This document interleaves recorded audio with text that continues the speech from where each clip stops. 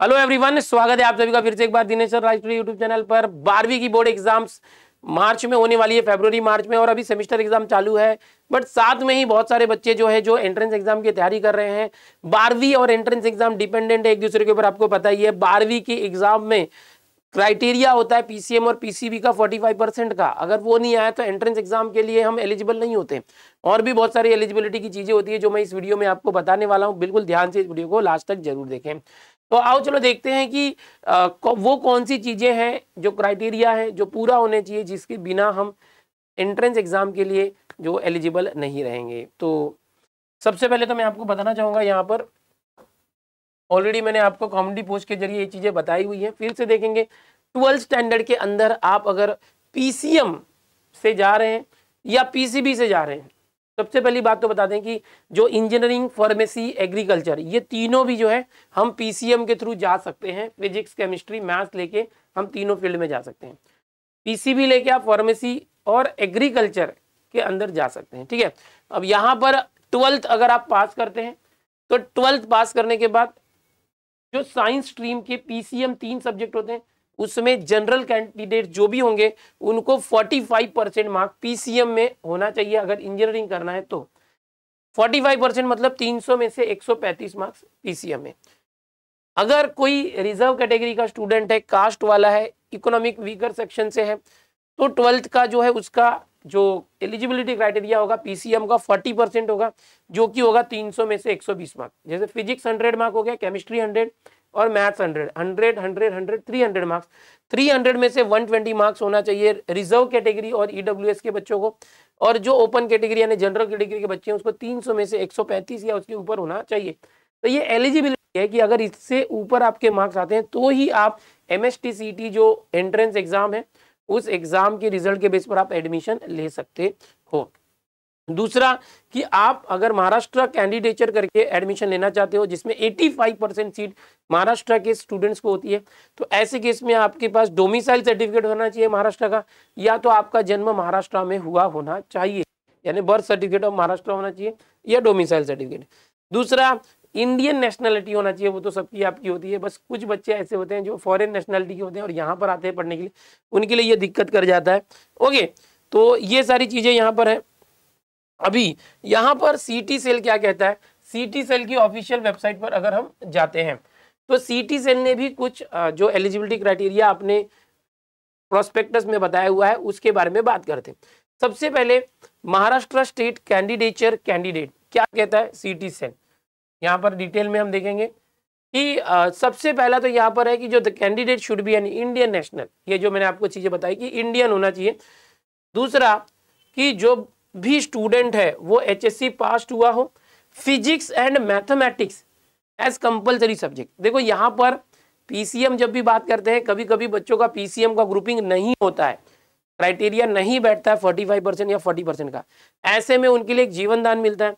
अगर उनका physics, chemistry और मैथ्स की ग्रुपिंग नहीं बैठ रही है तो वो बच्चे क्या कर सकते हैं, फिजिक्स और मैथ्स कंपलसरी रखें, जो तीसरा सब्जेक्ट है केमिस्ट्री उसके बदले बायोटेक्नोलॉजी या तो बायोलॉजी या टेक्निकल वोकेशनल सब्जेक्ट या कंप्यूटर साइंस या आईटी या तो इंफॉर्मेटिक प्रैक्टिसेस या एग्रीकल्चर या इंजीनियरिंग ग्राफिक्स जैसे कोई और आपके सब्जेक्ट हैं उससे उसको रिप्लेस कर सकते हैं। कहना क्या चाहते हो सर?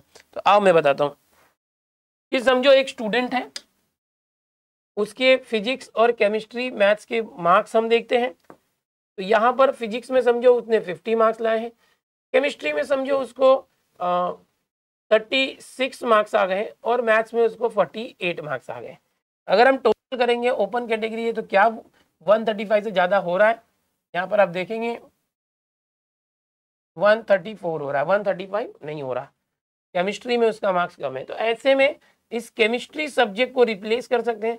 अगर उस बच्चे को आईटी सब्जेक्ट या तो कंप्यूटर साइंस सब्जेक्ट या तो बायोलॉजी सब्जेक्ट में अच्छे मार्क्स हैं, समझो उसने आईटी में 100 में से 47 मार्क्स लाया है, तो इसके बदले ये आईटी जुड़ जाएगा, है ना, 47 plus physics plus maths. Okay, इस तरह से तो ये 145, हमें कितना चाहिए था 135 प्लस, तो ये एलिजिबल हो गया। तो ये फंडा होता है, बट ये इंजीनियरिंग के लिए ही होता है बस। ये सिर्फ इंजीनियरिंग के लिए ही होता है, फार्मेसी एग्रीकल्चर के लिए नहीं होता, जिसमें हम फिजिक्स और मैथ्स को कंपल्सरी रख के केमिस्ट्री के बदले कोई और सब्जेक्ट जो है जिसके मार्क्स को कंबाइन करके अपनी एलिजिबिलिटी बना लेते हैं, ग्रुपिंग बना लेते हैं। ठीक है, तो ये चीज यहाँ पर बताना चाहेंगे। दूसरा, फार्मेसी के लिए या तो पीसीएम या तो पीसीबी, किसी एक ग्रुप का जो आप परसेंटाइल ले सकते हैं। अगर आपने एग्जाम दिया होगा तो पीसीएम पीसीबी, ओके, इस तरह से होता है। अभी एग्रीकल्चर के लिए भी यहाँ पर आपको बताना चाहेंगे कि जो बैचलर डिग्री होती है एग्रीकल्चर की, देखो यहाँ पर बीई बीटेक जैसी डिग्री इंजीनियरिंग की है, और साथ में एग्रीकल्चर के लिए भी यहाँ पर डिटेल में दिया हुआ है। बहुत सारे एनआरआई के लिए वगैरह सब दिया है, पीसीएम से सब होता है। तो यही सारी चीजें वहां पर भी है। जो मैंने अभी रिप्लेसमेंट वाला बताया उसके बारे में क्या है, रिप्लेसमेंट वाला, तो रिप्लेसमेंट वाला इंजीनियरिंग के लिए इस तरह से फॉलो होता है। तो ये हो गई एलिजिबिलिटी की बात की। अगर आप एडमिशन लेने वाले हो एमएसटीसीटी के बेस पर, तो महाराष्ट्र कैंडिडेट है तो डोमिसाइल बना के रखना चाहिए। आपका कास्ट सर्टिफिकेट वगैरह है तो उस कास्ट सर्टिफिकेट को बना के रखो, ओके। उसका अगर आपका क्रीमी लेयर या वैलिडिटी लगता है तो वो भी तैयार रखो। बहुत सारे बच्चे इकोनॉमिक वीक सेक्शन में जाते हैं या टीएफडब्ल्यूएस जाते हैं, तो आपको जो है अपना इनकम प्रूफ पिताजी का बनवाना होगा, और उसके बेस पर आप जो ईडब्ल्यूएस का सर्टिफिकेट भी बना सकते हैं। तो ये सारी चीज़ों की नॉलेज रखो। जो इनकम है साल भर की पूरे फैमिली की 8 लाख या उससे कम होनी चाहिए। तो आप इकोनॉमिक वीक सेक्शन यानी ईडब्ल्यूएस में आते हो, 8 लाख से कम इनकम होगी पूरी फैमिली की, तो आप टीएफडब्ल्यूएस स्कीम में जा सकते हो। तो ये हो गई कुछ बातें। इसलिए अभी से आप यार तैयारी करो, जो 12th की एग्जाम है उसमें अच्छा करो। बहुत सारे बच्चे अच्छा नहीं कर पाते, उनकी ग्रुपिंग नहीं निकल पाती, और फिर मजबूरी में उन्हें इंप्रूवमेंट एग्जाम देना पड़ता है। हर साल बच्चे परेशान रहते हैं, कुछ ना कुछ बच्चे, और फिर एक बार अगर अच्छे से नहीं कर पाए ना तो बार बार उन्हें परेशानियां झेलनी पड़ती है, फिर एडमिशन में उन्हें दिक्कत आती है। आपको ये तकलीफ ना हो, इसलिए 12th के ऊपर भी ध्यान दो, ग्रुपिंग अच्छे से क्लियर करो, सारे डॉक्यूमेंट्स अपने बनवा के रखो। इस तरह की और जानकारियां इस चैनल पर आती रहेंगी। चैनल पर पहली बार आए तो चैनल को सब्सक्राइब कर लो।